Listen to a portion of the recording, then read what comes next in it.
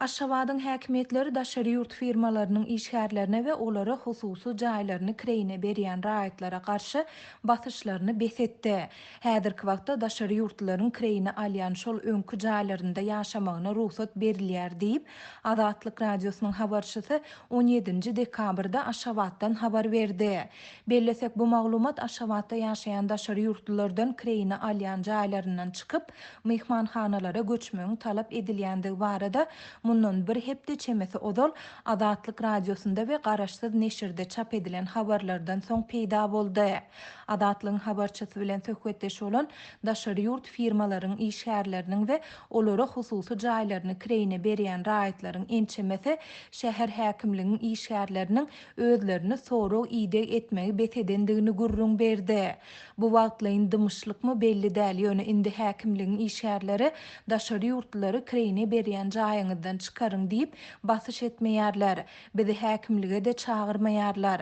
Şeýle-de jaýlary kreyine alýan daşary ýurt firmalarynyň işgärlerine de mehmanhanalara göçüň diýmeýärler diýip hususy jaýyny kreyine berýän bir Aşgabatly ýaşaýjy anonimlik şertinde habarçymyza gurrun berdi.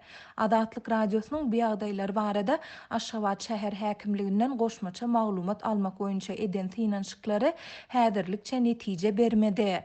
Ýatlasak 9 dekabrda Azatlygyň habarçysy Aşgabatyň häkimetleriniň hususy jaýlaryny daşary ýurt firmalarynyň işgärlerine kreyine berýän raýatlary şäher häkimligine çağıryp olardan daşary ýurtlary öz jaýlaryndan çykarmagy talap edýändigini habar berdi. Şonu resmiler bu talabyň sebäplerini anyk düşündirmän jaý eýlerine daşary ýurtly işgärleriň şäher mehmanhanalaryna yerleşdirilmelidigini aýdypdylar.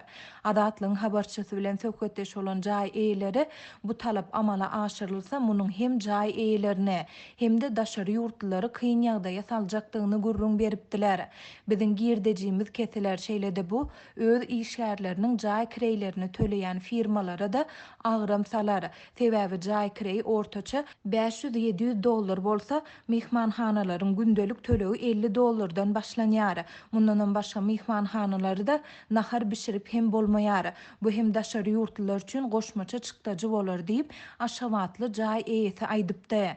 Daşary ýurtlardan kreyine alýan jaýlaryndan çykyp mehmanhanalara göçmegiň talap edilýändigi barada 9 dekabrda Türkmensanyň Kronikasy neşiri hem habar berdi.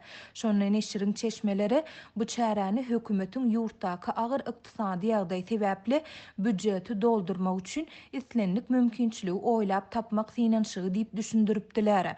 Türkmensanda 4 ýyla golay wagt bäri ýiti ykdysady kynçylyklar, bankomatlarda nagd ýetmezçiligi we iş orunlarynyň kemeldilmegi dowam edýär. Ýurtda pandemiýa sebäpli girdilen çäklendirmeleriň arasynda bu kynçylyklar hassa ýitileşdi. Mehmanhanalaryň aglabasy boşap galdy.